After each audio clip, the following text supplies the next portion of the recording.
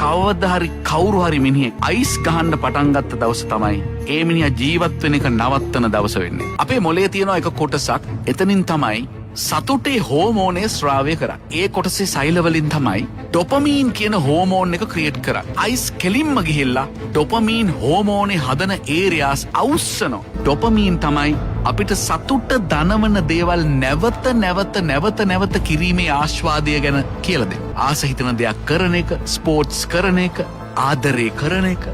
යම්කිසි ක්‍රියාවකින් ඩොපමීන් එනවා නම් අපේ ඇඟ අපිට නිතරම කියන, අපේ මොළේ නිතරම කියනවා ඒ ඩොපමීන් එන වැඩේ ආයි කරන්න බබා. මේ ක්‍රිස්ටල් මෙත් එකෙන් මොළේ තියෙන ඩොපමීන් ස්‍රාවය කරන සෛල අවුස්සනවා.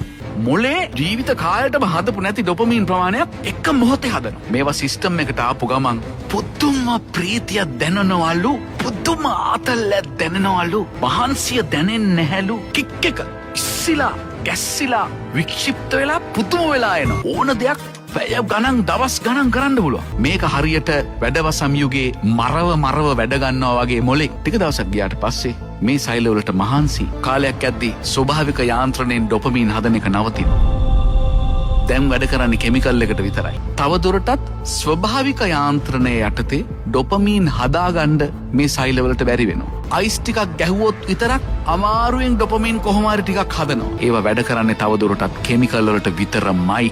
ඒ දුක නිසායි මේකට ඇබ්බැහි වෙච්ච මිනිහෙක් ආපහු ඒක ඉල්ලන්නේ නැතුව අයිස් වලට තියෙන ආසාවක් හින්දා නෙමෙයි. අඬනවා, වැළපෙනවා, ඔළුව බ්‍රේන් එක කෑ ගහනවා ඉල්ලලා. ජීවත් වෙන්න ඒක ඉල්ලන්නේ දැන්. නැතුව තව දුරටත් ඩොපමීන් හොයන්න නෙමෙයි. හිතන්න මොන දුකක්ද කියලා. අන්න මිනිස්සු හොල්මන් වගේ වෙන්න ගන්නවා. සම්පූර්ණයෙන්ම තිරිසනෙක් වෙනවා. දැන් ඒ පුද්ගලයාටම තේරෙනවා මේක උනේ අයිස් ගහලාගේ. එයාට අයිස් ඕනේ නැහැ. එයාට ඩොපමීන් ඕනේ. ඩොපමීන් ඕන නිසා එයා වඳිනවා. අනේ මට අයිස් ටිකක්. එයා දන්නවා මේක විනාශයක් කියලා. එළියට එන්න බෑ.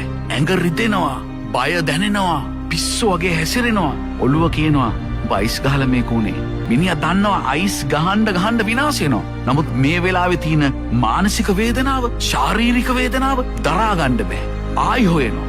ආයි වලෙන් වලටම යනවා. මේ තමයි ක්‍රිස්ටල් මෙත්ස් වල තියෙන ඉෆෙක්ට්. ගැලවෙන්න ඕන උනත් ගැලවෙන්න බැරි ඩ්‍රග් එකක් කියලා කියන්නේ ඒකයි.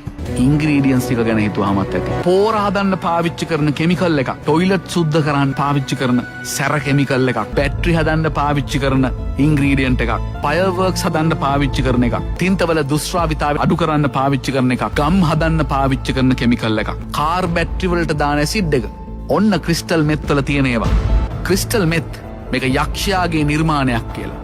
යක්ෂයා හැම විටම පෙනී හිටිනවා කියලා කියන්නේ හරීම පියෝ විදියට, හරීම අහිංසක විදිහට, හරීම පිරිසිදු, හරීම නිර්මල විදිහට. ක්‍රිස්ටල් කියන එක අදහස පියෝ කියන එක. ඩෙත් කියන එක වහන්න පාවිච්චි කරපු ඩිකෝයි එකක්. මෙත් කියන වචන. එතකොට ක්‍රිස්ටල් මෙත් කියන්නේ ගණන් හදලා බැලුවොත් පියෝ ඩෙත්. අපේ දරුවෙක් දෙන්න වැටෙන්න ඕනේ නැහැ.